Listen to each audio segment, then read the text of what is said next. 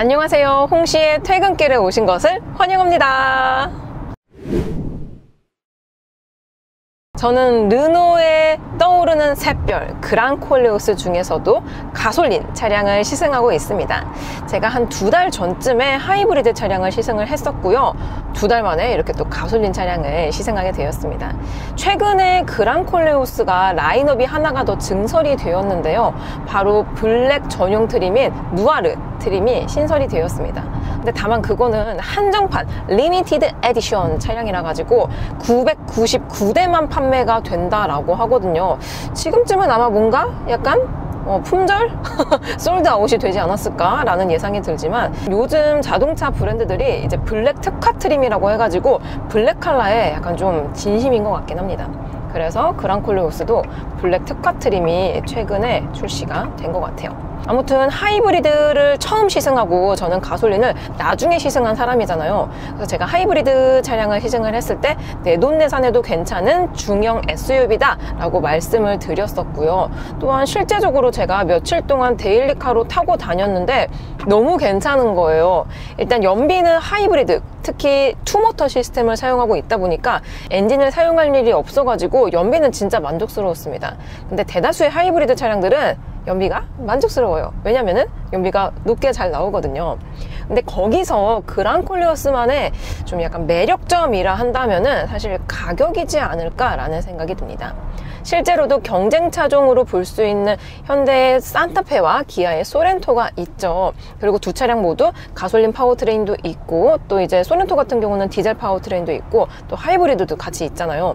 근데 소렌토나 산타페와 비교했을 때 그랑 콜레오스가 밀리는 게 없는데도 불구하고 가격이 300만 원 정도가 저렴합니다. 그러니까 디테일하게 옵션을 완전 똑같이 맞출 수는 없어요. 왜냐하면은 동일한 집안의 브랜드의 차량이 아니기 때문에. 그래서 최대한 비슷하게 스펙을 맞췄을 때 가격이 300에서 400만 원 정도 저렴한 거기 때문에 굉장히 메리트가 좋은 차종인 거는 분명한 거죠.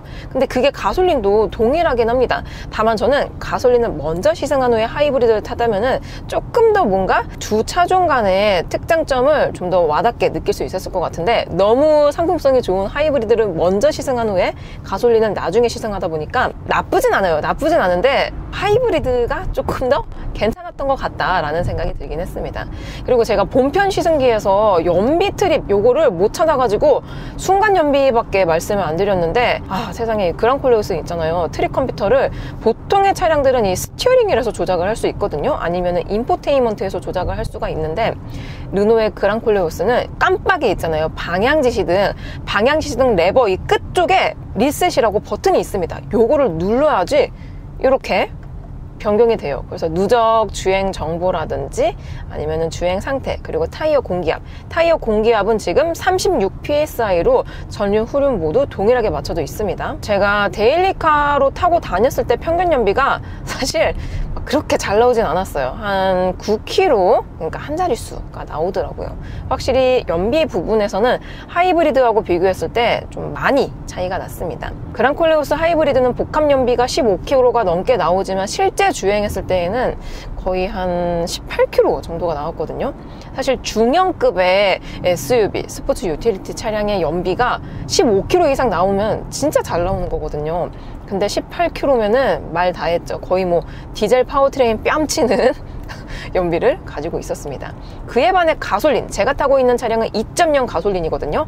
가솔린 같은 경우는 연비가 생각했던 것보다 많이 안 나와요. 그 이유 중에 하나가 저는 에스프리 알핀이라고 누아르가 나오기 이전에 최고 트림이거든요. 근데 최고 트림에서만 고를 수 있는 4WD가 있는데 4륜구동이 바로 적용이 되어 있는 그랑 콜레오스를 시승하고 있습니다.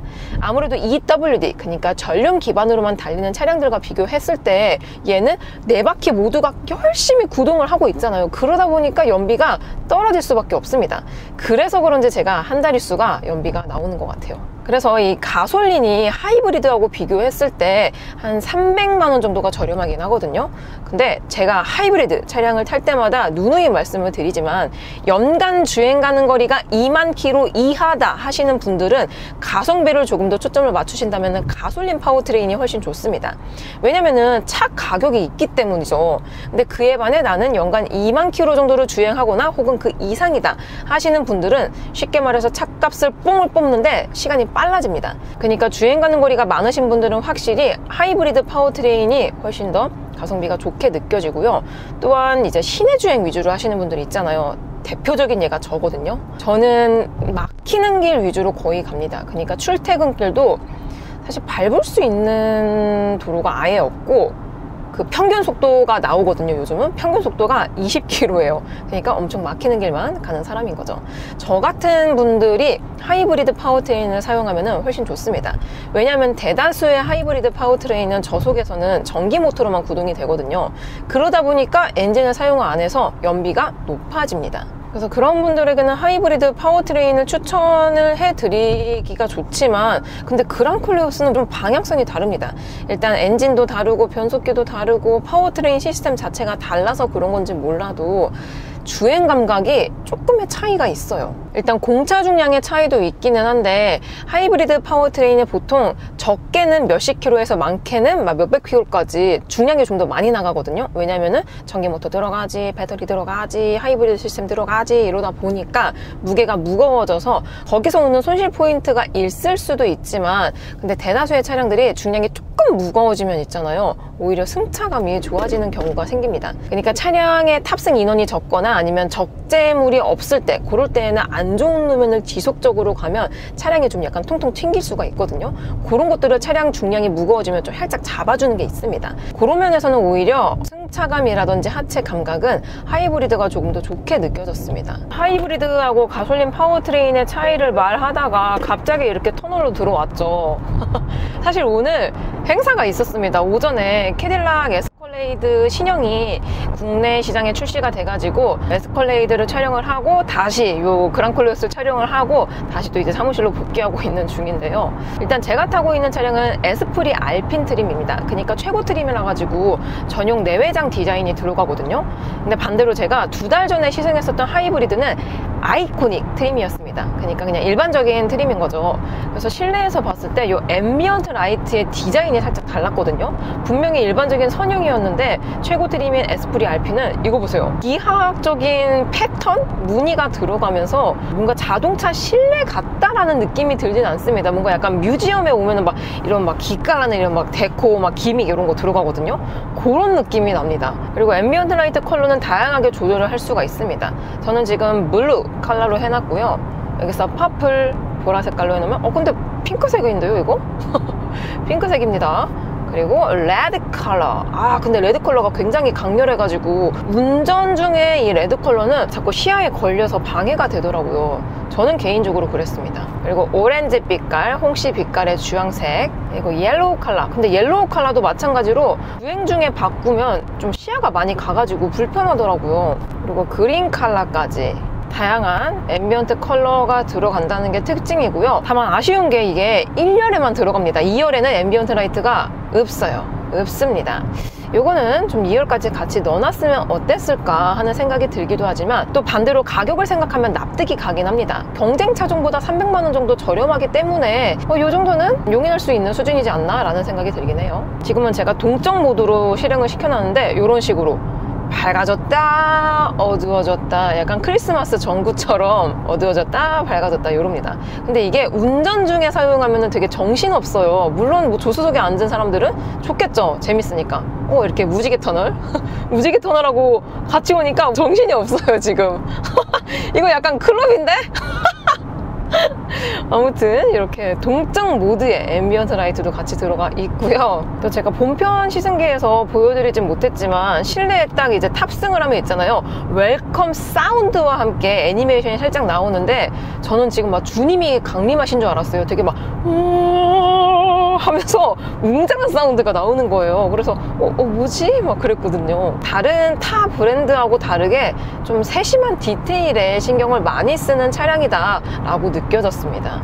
그래서 제가 3일 동안 그랑콜레오스 가솔린 모델을 그냥 데일리카처럼 타고 다녔습니다. 어제도 제가 스케줄이 3개나 있었거든요. 그래서 막 스케줄 가면서도 타고 짬짬이 또 느껴보고 그랬는데 생각보다 괜찮은 차량인 것 같긴 합니다. 연비만 조금 더 잘 나왔으면 훨씬 더 좋았을 것 같긴 한데, 연비를 제외하면은 하이브리드하고 동일하게 만족도, 그러니까 요즘 오각형의 인간이라고 하잖아요. 총점이 높은. 그래서 그랑콜레오스는 파워트레인 관계없이 총점이 높은 차량인 것 같긴 합니다. 그리고 이게 가고속으로 막히는 길에서도 좋긴 하지만 고속 주행을 했을 때 고속 직진 안정성이 진짜 좋은 거예요.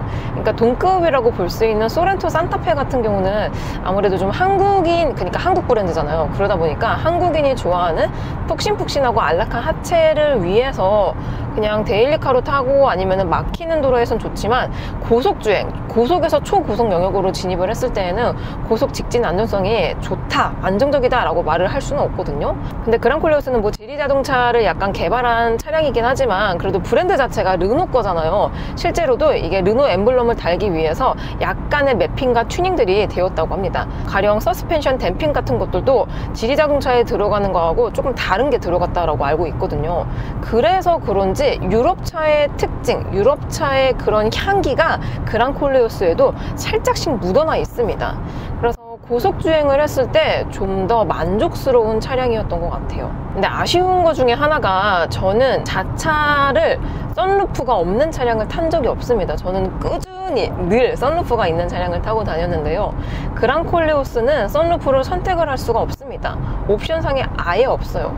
근데 사실 선루프라는 것 자체가 큰 기술력을 요하는 옵션이 아니기는 하거든요. 그런데도 불구하고 왜 안 넣어주는지 모르겠습니다. 선루프는 넣어주면 조금 더 많은 사람들에게 어필이 될 수 있지 않을까라는 생각이 들더라고요. 그리고 제가 타고 있는 차량은 최고 트림의 에스프리 알핀이라 가지고 막 안쪽에 막 알칸타라 재질과 함께 최고급 뭐 가죽이 들어가긴 하지만 컬러는 블랙 단일입니다. 그러다 보니까 루프도 굉장히 어두운 차콜 컬러가 적용이 되거든요. 물론 뭐 고급스러운 면에서는 좋죠. 근데 이게 루프가 선루프가 없는데 블랙 컬러잖아요. 그러면 되게 답답합니다. 층고가 낮은 집에 사는 기분이랄까요? 아무튼 이런 것들이 살짝 아쉽기는 했습니다. 그리고 그랑콜레오스는 선택 옵션이 최대 3개, 2개밖에 없거든요. 그러니까 스피커 넣을 거냐 아니면 증강현실 HUD 넣을 거냐, 요 정도 옵션 외에는 나머지는 트림만 선택하면 다 기본적으로 옵션이 충분하게 들어가 있습니다. 이런 것들도 좀 이렇게 옵션 같은 거 좀 귀찮아 하시는 분들은 장점으로 느껴지지 않을까라는 생각이 들더라고요. 이 차량은 이제 시승차다 보니까 풀옵션이거든요. 그래서 전방부에 보시면은 보스 오디오 시스템 들어가 있고 또 증강현실 HUD가 탑재가 되어 있습니다.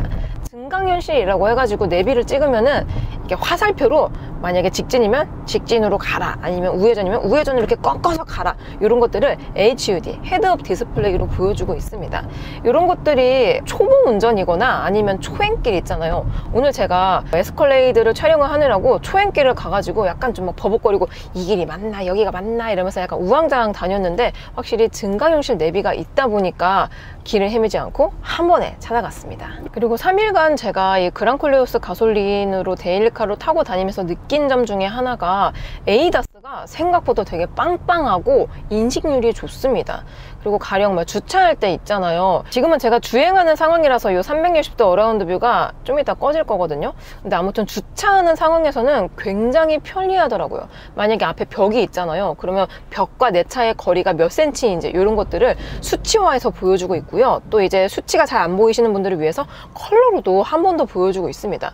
이런 것들은 뭔가 좀 수입차스러운 느낌이 있는 것 같아요. 그리고 이 360도 어라운드 뷰를 자세히 보시면은 클리어 뷰 시스템이 들어가 있습니다. 그러니까 하부까지 볼 수 있는 건데요. 이 차량 같은 경우는 이제 4륜 구동이 들어가 있다 보니까 일반 그랑콜레오스하고 다르게 스노우 모드가 있고 오프로드 모드가 추가적으로 들어갑니다. 그러니까 그랑콜레오스는 누가 봐도 도심형 SUV잖아요. 그래서 오프로드를 안 갈 것 같긴 하지만 그래도 가끔 가다가 뭐 캠핑이라든지 레저를 가게 되면은 오프로드를 갈 수밖에 없거든요. 고랬을 때 이렇게 360도 어라운드 뷰인데 클리어 뷰로 이 하부까지 볼 수 있어서 만약에 뭐 하부에 큰 돌이 있어 이런 걸 못 보고 지나치게 될 수도 있거든요. 진짜 최악의 상황에는 뭐 타이어가 펑크가 난다든지 그런 상황이 발생이 될 수도 있는데 다행히 하부 모니터링 시스템이 들어가 있기 때문에 안 좋은 노면에서도 편리하게 사용을 할 수 있을 것 같더라고요.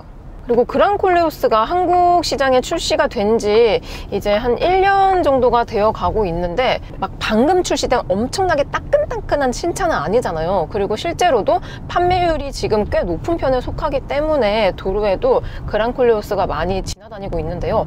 아직까지는 이러한 디자인이 조금 유니크해서 그런지 이 그랑 콜레오스 타고 다니면 아직까지는 좀 이렇게 두리번거리시는 분들이 좀 있으시더라고요. 확실히 신차 효과는 큰 것 같습니다.